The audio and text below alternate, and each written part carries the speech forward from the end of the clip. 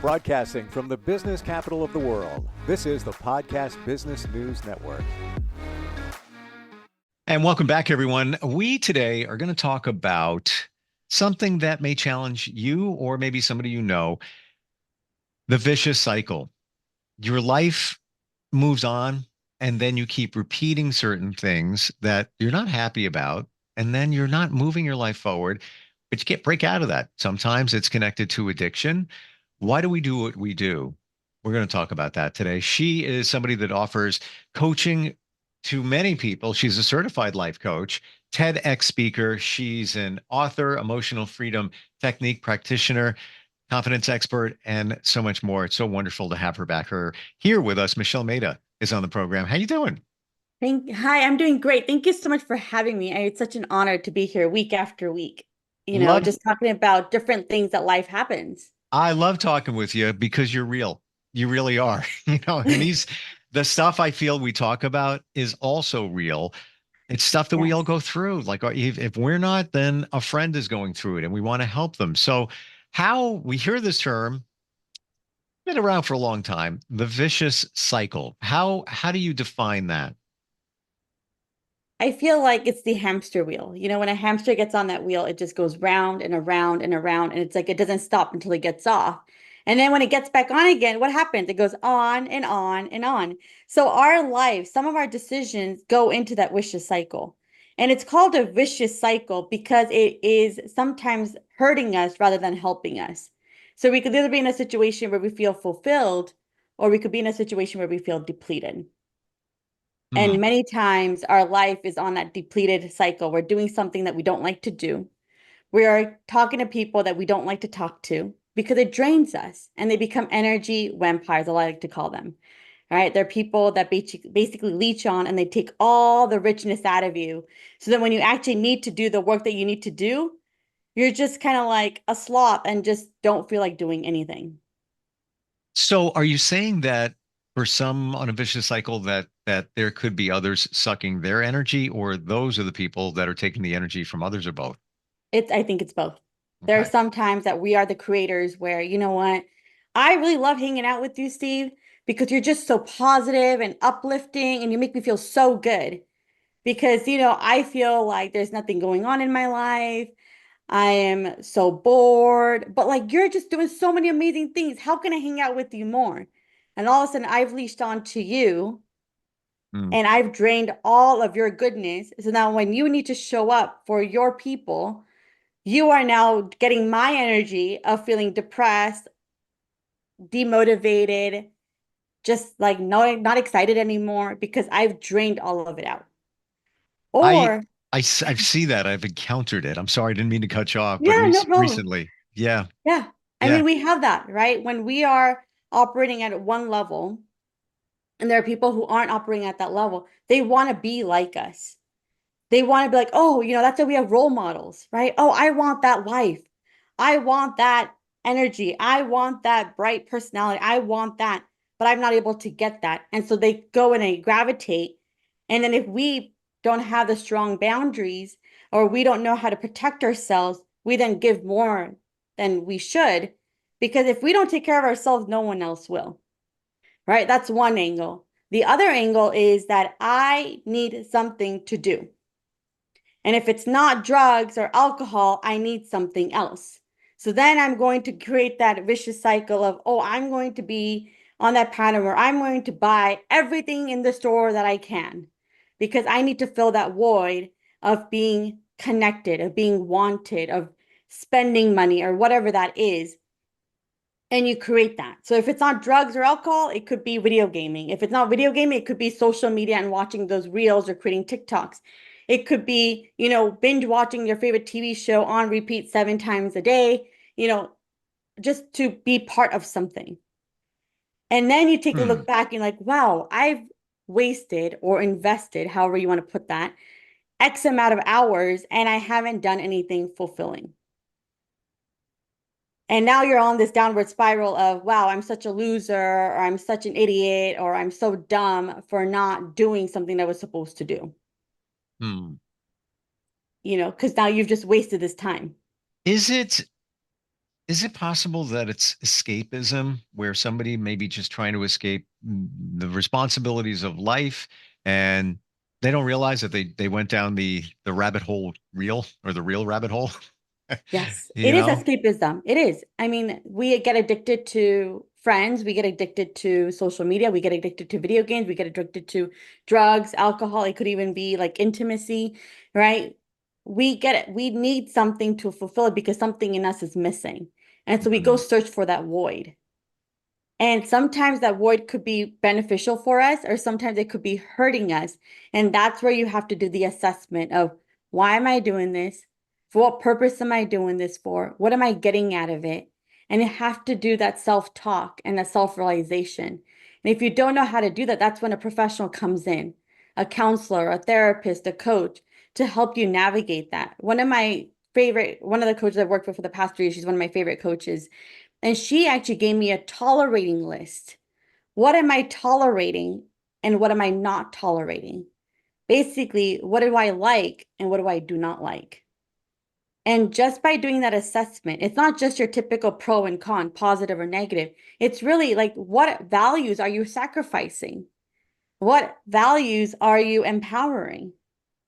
And when you do that tolerating list, you get to see things from an objective way. And I've done that with a couple people that I've been on dates with. I've done that with myself. I've done that with my career.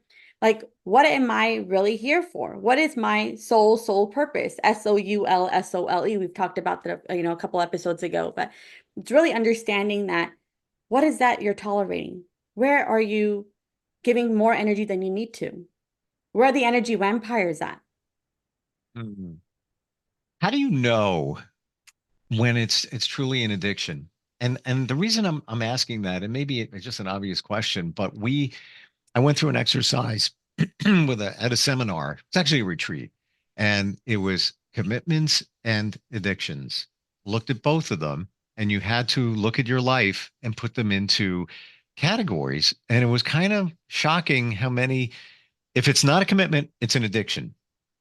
And the addiction list, and I'm not talking about some of the obvious ones that we associate that word with. For many, that list was very long.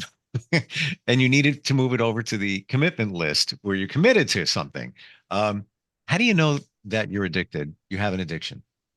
When you're looking from a place of victimization or victim mindset, when you're committed, you're at cause, like what they call it in neuro-linguistic programming and NLP. Either you're at the cause of something, you're at the effect of something. When you're at cause, you set your schedule up based on how you want to run your life. We Hmm. all had the global pandemic affect us. It was a global pandemic for a reason. It wasn't just a California pandemic or a New York pandemic. All countries were affected. And you'll hear the way people talked about that global pandemic. I'm stuck at home. Hmm. I have no friends. There's nothing to do. And then there are people that are like, you know what? This pandemic, I thoroughly needed it. It taught me to slow down. Yeah.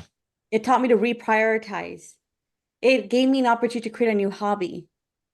It gave me an opportunity to write something, to journal about something. I got to make new connections. And both of those stories are correct. Yes, many of us were at home. Many of us could not leave the house, right? And many of us took charge of that environment and made it the best. So if you are committed to something, you are at cause, you're showing up as a leader. If you're effective something, you're resorting to something else outside of you, right? A lot of people get addicted to alcoholism or drugs because it's easy. I can just escape. I don't have to worry about it. It's not my problem. Yep. What I do is out of my control. I'm just going to sit here and scroll on social media, watch all the reels for 20, 30, 40 minutes, and then I'm going to decide what I'm going to do next. So you're basically taking someone else's content and you're just content consumption. Versus you could create the content around you, create the Hmm. friendships. And none of us were really stuck at home because unlocking the door and walking outside was free. It's called taking a walk, Hmm. going out for a jog.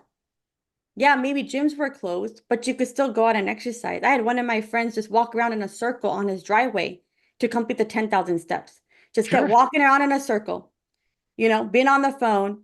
And you get to create, this is where you get to be a leader and create and co-create opportunities that you may not have automatically thought of. Versus the poor me, sad me, no one cares about me, I'm all alone. And One, you run through that over and over and over again. I mean, the victim mentality, not good. Obviously, yeah, we've Right. hit that, skimmed that a couple of times too. The victim, the vicious cycle, the vicious cycle. When somebody does something, I have a friend, um, and he'll move his life forward, but then fall back. And then he'll move his life forward and then fall back. And he says, every time, I fall back, I jump back up and I get it done, but then he falls back again, whether he just gets lazy, feels entitled, whatever it might be. I look at why he might be doing that. And there could be many different reasons, but I almost look and I wonder if he's afraid of success, that, he gets to a certain point, makes a little bit of extra money. Now he's on a better path. And then something happened. I lost my phone. Then this and my truck is busted up. Then da.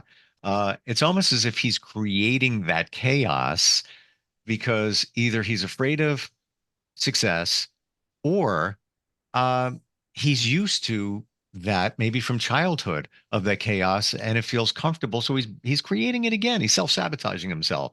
I I'm far from the expert. I'm just looking at it from afar. I don't know him that well, but want to help him. What are your thoughts about that? Well, I think that strikes so true, right? That's why there's a book called The Big Leap, right? There's a book called The Big Leap for that reason. Is right when you get that new threshold, our subconscious mind says, oh my God, oh my God, oh my God, it's so scary. Let's go back and retract. And let's go back to what we already know. And so the vicious cycle is you go back into that cycle again over and over and over again because it's comfortable. Right. And God knows if you take that next step of flight of stairs, you're going to change your perspective and it's scary. So we're just going to go back and do what we already know. And so that fear of success could be it. It could be also fear of failure. Well, now that I've reached this new level, the expectations are there. What if I don't meet them? Right? It could be the fear of anything and everything, right? We fear the unknown. We don't know what we don't know. We Mm-hmm. don't know what we don't know. And so just having that thought process of, okay, I've just gotten the credit card, right? Credit card debt. A lot of many of us have credit card debt, right? And it's like, okay, I'm going to pay it off. And then I really want to invest in that thing or I want to buy that new thing. And now we're in that cycle again. How do you break it? Well, you really need the program because it's fulfilling you, or it's like it's an easy way out so that you don't want to go out and get the clients or generate more income. So you're like, oh, I'm going to just go back into education mode because it's easy. And then you go back and you put more stuff on the credit card. And next thing you know, you're in the cycle of now I can't pay this. It's like over the top. It's too scary. How do you go about it? So it's like taking a step back and say, what am I really investing in? What am I really doing? Asking yourself that, having that deep rooted conversation. And many of us will say, okay, well, I don't want people to know what I'm going through. You don't have to let people know what you're going through. You can just journal about it. And ask yourself this question: why am I in this situation? What am I getting out of being in this situation? What am I tolerating by being in this situation? Because there is a solution. And the only reason why you're in this situation because you chose this experience. Your soul chose this experience, is what I believe. Otherwise, you'd be doing something else. And the grass is greener on the side that you're on. It's never greener on the other side. It's always greener on the side that you water it. And Hmm. many of us chase the other side, think it's greener, but it's so much more hard work because that's obviously an unknown. And just because you've seen somebody else do it doesn't mean you're going to have that same trajectory or the You know trajectory. what? That's what he said. He goes, I look around and everybody else is, successful and they got, got it going on. And then there's me and then I haven't, just barely making it and then falling back behind and payments and everything. And I looked at him and said, don't believe what you see. Everybody, you look at people, you don't know what they're going through. Right. Everybody's putting on a facade. I said, there's so many people that have or had the perfect house, the white fence, the dog, the perfect spouse, the two cars, home on the hill, fantastic. But deep down inside, they're miserable. Right. They're just not fulfilled and not happy. They're on the treadmill, Right. or the hamster wheel, just going around, just going around. Doesn't mean they're happy, but you think that's, and in his situation, he looks at, people who are successful or what he thinks is successful and wants that. I said, just worry about yourself. Just there's a reason he's doing what he's doing. There's a Right. reason, but you need to connect the dots to why that might be. Why that might be. And that's when I always tell people when you're looking for a deeper purpose, that's when you ask the why question. When you're looking for an intention behind an action, that's when the why question is so powerful. Why are you doing this? Right? And then you go Mm, into how is this serving you? But many of us as adults tell the kids, you know, why did you not clean the room? That's not a good question to ask when it's a why question. Question would be, when do you think you can clean the room? Why haven't you cleaned the room yet? Is going to say, I didn't feel like it. And then the conversation ends, right. or it's like, why didn't you not eat your vegetables? Because I didn't want to, right? Or why do I have to do this? Because I said so is the answer that we usually say, to get back. Because I said so. It doesn't go anywhere. But when you're looking for a deep rooted purpose, your why behind why you want to do something, why you want to create a new career, why you want to quit your job, anything related to a lifelong next chapter of your life, why this partner, why this soulmate, that's when the why makes it more impactful. Should you also ask why you do things? Yeah, you can Okay. also ask that. Or how does it make you feel is the next question. Why do you do it? And then how does it make you feel? Why do you keep giving money to the person that you know is not going to do anything about it except buy drugs? Why do you keep giving money to that same homeless person? You know he's buying drugs. Why do you keep doing it? Hmm. Well, I feel bad.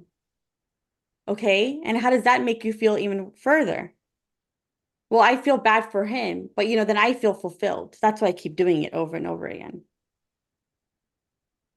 Do you find it's important to write it down? Because even ask myself questions. I'll be driving and be thinking here, turn the music down. I'm like, yeah, okay, yeah. But I find the thoughts like come and go and all over the place that I even just draw it in a column, or I used to call it the scale of life, the pros and the cons in a situation and see, which way it tips. Yeah. Um, Important to write it down.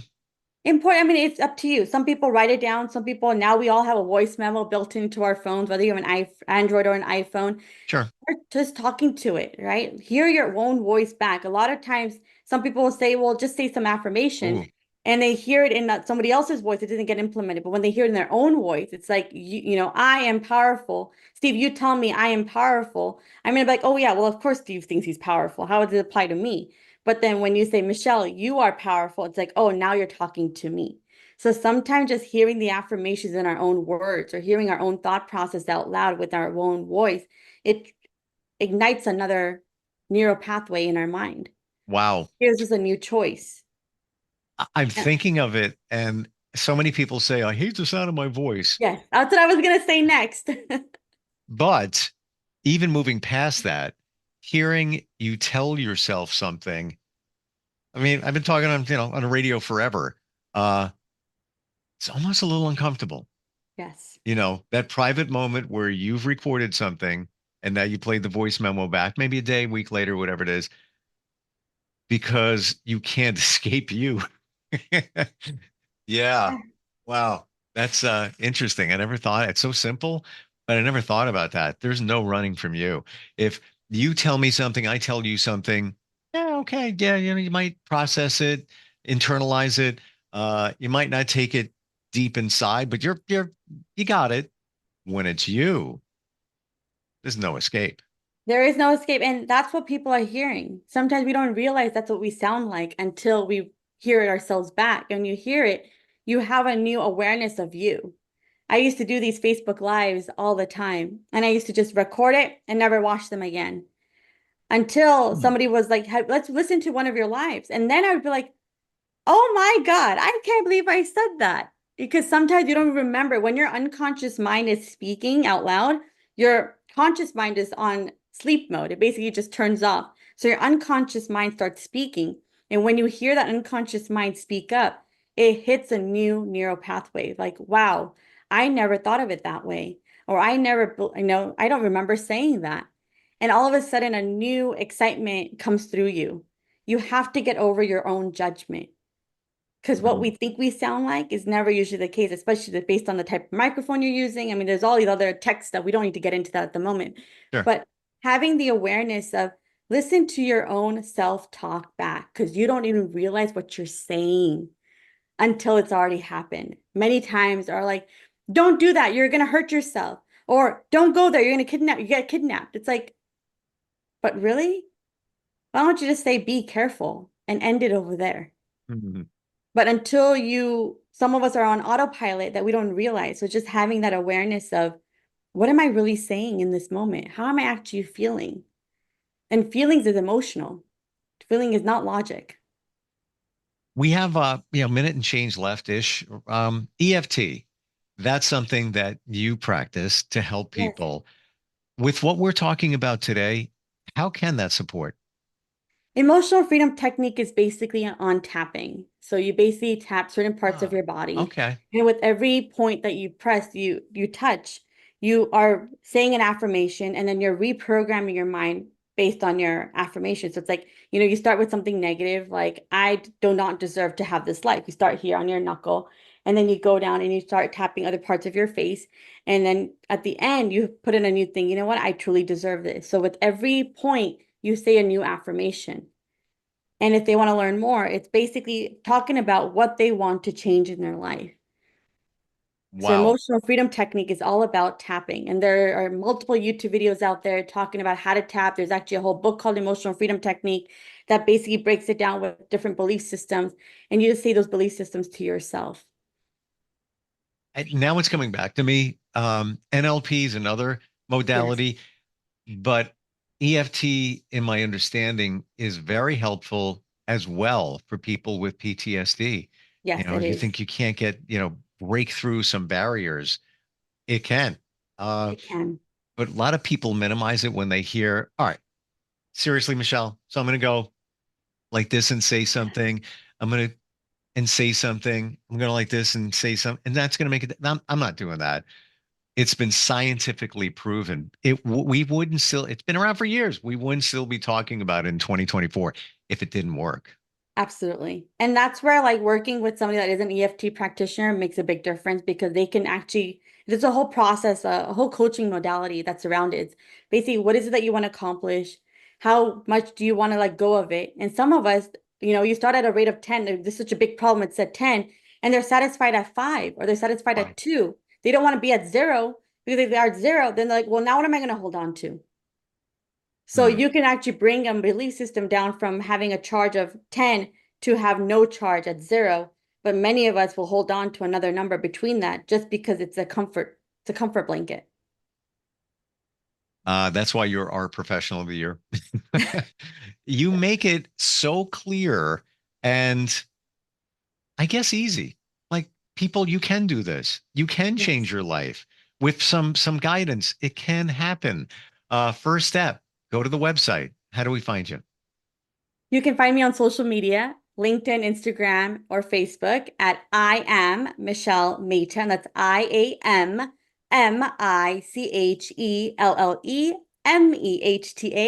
or my website at michellemehta.com, and that's MICHELLEMEHTA.com. And I look forward to connecting with all of you. So feel free to send me a direct message or, contact me because this stuff is real, and you don't have to wait till you're 85 years old on your deathbed saying, I wish I could have changed something about my life.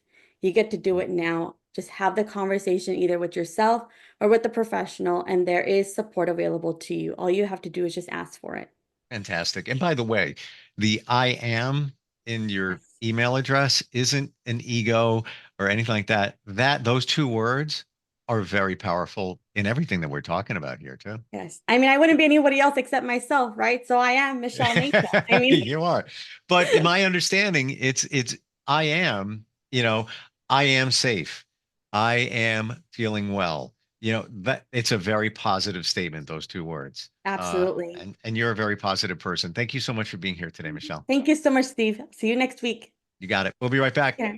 Are you looking for even more of the podcasts and hosts that you love? The Podcast Business News Network is proud to announce that you now have even more ways to listen live. Check out the MyTuner Radio, online radio box, and Simple Radio apps on iOS and Android, or find us online. Search for Business News Network on mytuner-radio.com, or search Podcast Business News Network on streama.com and onlineradiobox.com/US. Take your podcast on the go and don't miss a minute of the action.